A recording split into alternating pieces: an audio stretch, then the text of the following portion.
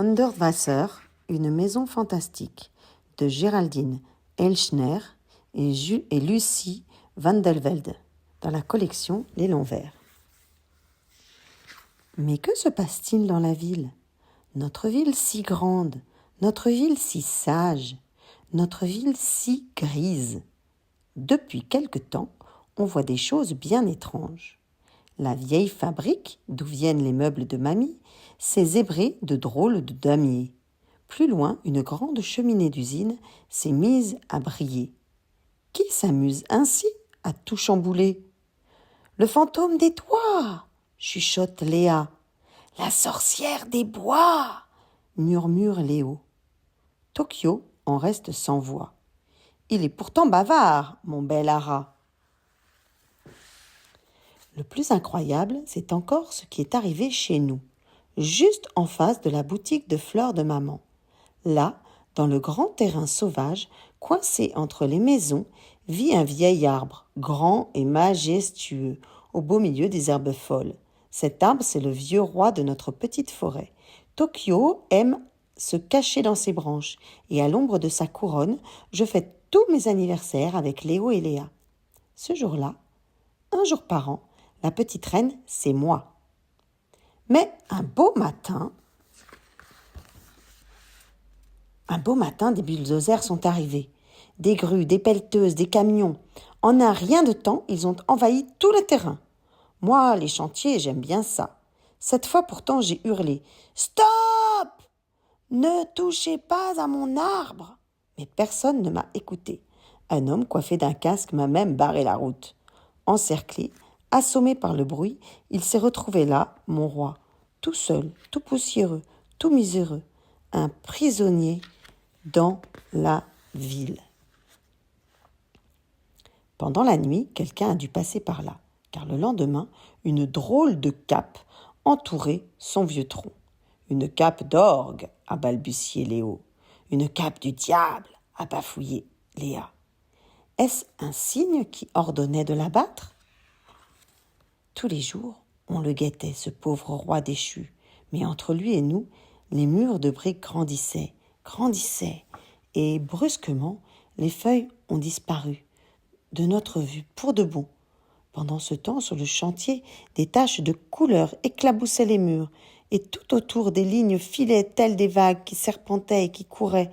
Par endroits, des spirales, des mosaïques s'enroulaient et se déroulaient comme des escargots dans leurs coquilles. De leurs grands yeux clairs, les murs nous observaient. Chacun d'eux avait un petit quelque chose bien à lui, un bonnet, un béret, une écharpe colorée. Face à face, on se regardait. Alors, avec nos craies et nos pinceaux, on s'est mis à décorer nos fenêtres à nous aussi. En bas, un ruisseau de pavés semblait s'échapper de la cour pour couler le long des rues. Un vrai vent de folie soufflait sur notre ville. Ici et là, de drôles de troncs ont commencé à sortir de terre. C'est peut-être une forêt qu'ils font pousser, s'est demandé Léo. Une forêt fantastique, a renchéri Léa. Pleine d'or, pleine d'animaux extraordinaires. Ils se sont mis à rêver. Moi, je les imaginais en train de tenir compagnie à mon arbre, ses troncs bigarrés. Qu'est-ce qu'ils se racontaient la nuit ?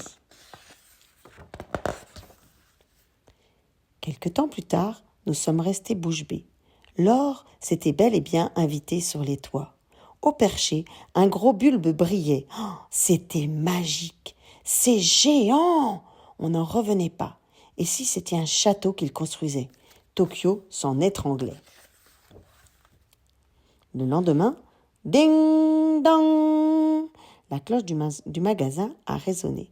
C'était un jardinier venu acheter toutes les plantes de la boutique de maman. Et des fleurs et des arbustes. Il en voulait plus, beaucoup, encore plus, toute une forêt. Mais où allait-il mettre tout cela ? Enfin, le grand jour est arrivé. En découvrant la maison tout entière, mon cœur a bondi de joie. Elle était tellement belle, avec toutes ses couleurs, ses formes biscornues, et aussi colorées qu'elle. Un homme s'est avancé, costume rayé, drôle de chapeau, souliers rigolos. Ça ne pouvait être qu'un magicien, le magicien des toits. Léo et Léa m'ont poussé vers lui. « Vas-y, Maya, demande-lui !» Je n'y tenais plus, alors j'ai pris mon courage à deux mains. « Pardon, monsieur, Vous savez ce qu'est devenu mon arbre, enfin celui qui poussait là, le vieux. Je l'aime bien, à ce qu'on dirait. Tu l'aimes bien, à ce qu'on dirait, a souri l'homme. Eh bien moi aussi. Et venez voir.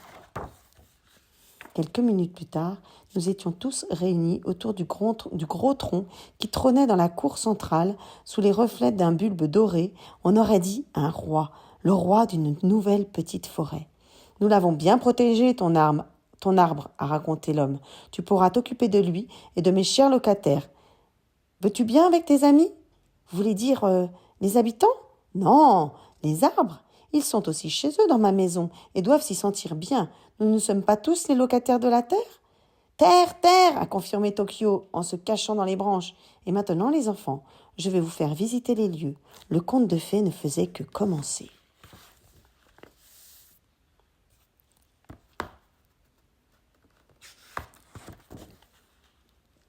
Cet immeuble est situé à Vienne.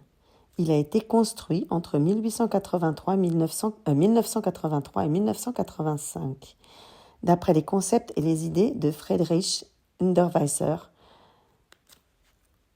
architecte, docteur de l'architecture. Tu peux voir les colonnes en mosaïque, la fontaine devant l'immeuble